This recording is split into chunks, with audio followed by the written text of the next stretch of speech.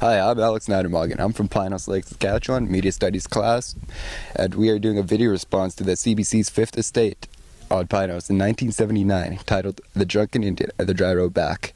Here's Pinehouse today, changing our story.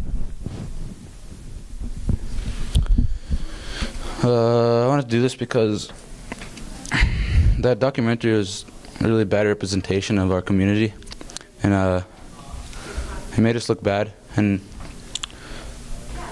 we come a long way since then. We have lots of graduates going to colleges all over Saskatchewan. We have lots of new recreational centers for the children. We have lots of sports here, lots of athletes, lots of kids with bright futures ahead of them. A whole bunch of people across Saskatchewan have come over to hang out and talk. Some from Alberta and BC. To celebrate shared culture. To celebrate shared culture. Glenn, what are your thoughts on the gathering so far? Well, it's beautiful. You know, it's been the last 6 years that we've been doing this, and every year a lot more people are starting to enjoy the gathering, especially from out of town. Even our own people.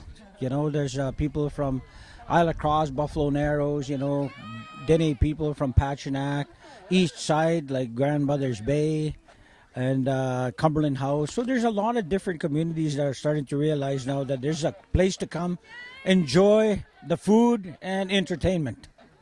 It's pretty good. Nice to see people enjoying themselves, and nice to see people coming from other communities, and I enjoy talking to them and learning what they know. What did you think about the opening ceremony? That was beautiful. I just liked it. I love it. What's one of the events you're looking forward to this week? You know, I like all of them. I don't pick special event of anything. I just like all of them. I enjoy seeing the elders enjoying themselves for a while. The Elders Gathering is really lots of fun for the whole family and classrooms. I really enjoy it. The Fifth Estate. Good evening, I'm Eric Malling. There's now scientific evidence supporting the long-suspected theory that alcohol has especially devastating effects on the native people of Canada's north. Tonight we examine that evidence, the consequences, and what many native communities are doing to deal with the problem. First down to 14, but 4 is dead. You had 14 kids. Yeah, 14. And so you got 10 left. Well, he's still alive.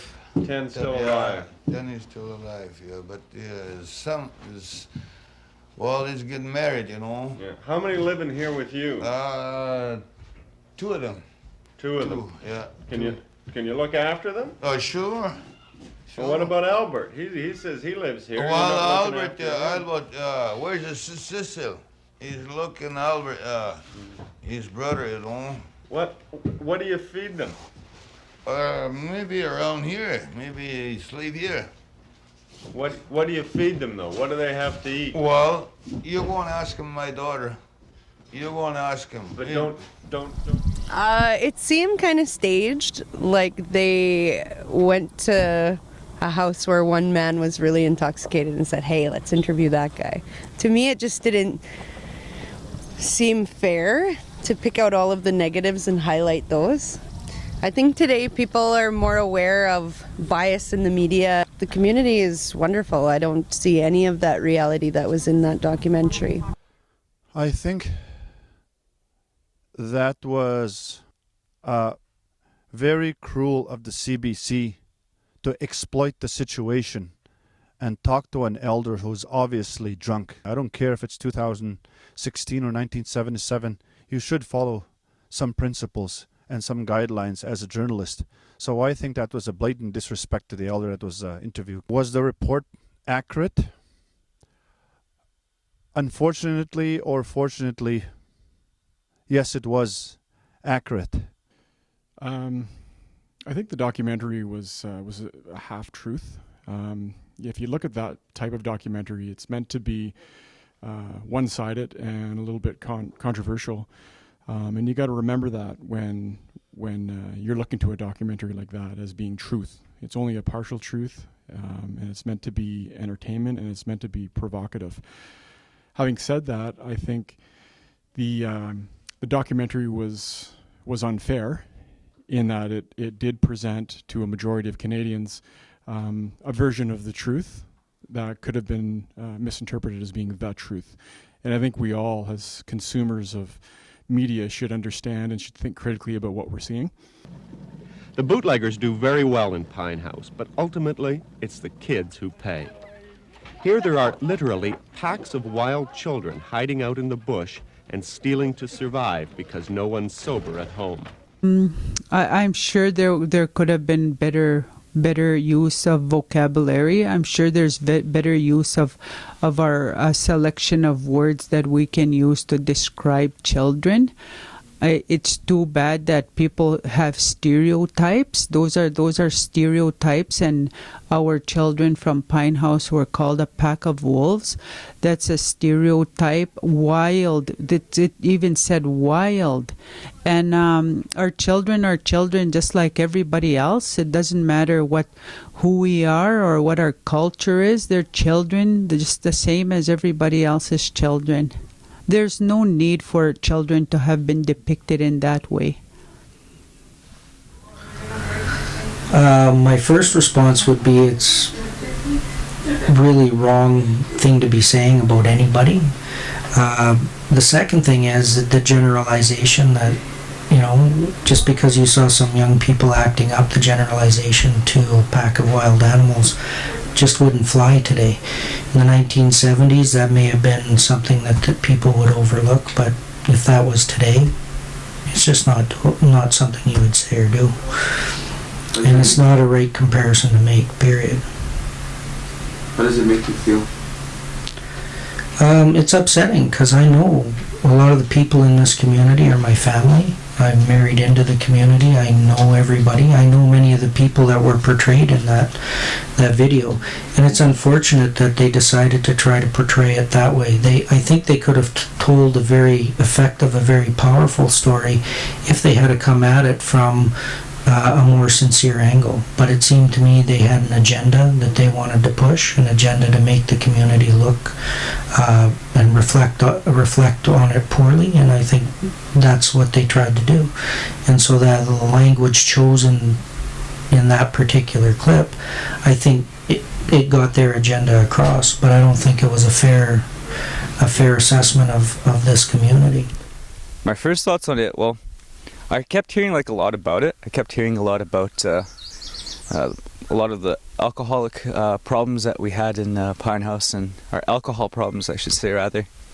And I kept hearing a lot about the stories of some of the individuals that are on the Fifth Estate. I guess my first thoughts to it were I was ashamed almost. I felt as if our community could be represented better. And then my second thought to it was that there's really no traditional word for alcohol. There's no traditional word in Cree for it. In a lot of the indigenous languages, there's no cultural or traditional word for it. So it was something that was handed down to us. And this is due to something called colonialism. So it's that colonialism that is really what I don't stand for. It's something that I really don't appreciate.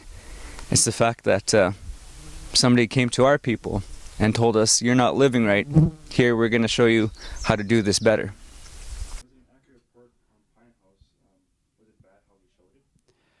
There was, when you talk to the elders, when you ask the elders, is this a true depiction of our community? Did this really happen? A lot of times the elders will say, yes, that's the truth and that's how it was. I don't, not necessarily every household, but we did, and we still do have our challenges in our community. I think we'll never be in a perfect society. We will never be in a perfect world the way we want it to be. I think every community, every city, every province will have its challenges, and we certainly did have them, and we still have some today that we continue to work on. Operating by ourselves here, there's actually people, outsiders, outside stakeholders that actually do genuinely want to help now instead of stereotyping. And economically, I think we are well on our way to having a viable, sustainable economy in Pinehouse because of sheer hard work and tenacity of current leadership. So in that regard, socio-economically speaking, there's absolutely no comparison. I would say 1977 on a scale of 1 to 10, socioeconomically speaking, was 0.5. Today we're about 8.5. There's a huge difference. So our story has changed, and we no longer accept the story that's been told about us. Nearly 40 years after the CBC came to Pinehouse, our community is well underway to be a self-sustaining northern community. Thanks for watching, and please help us spread our story.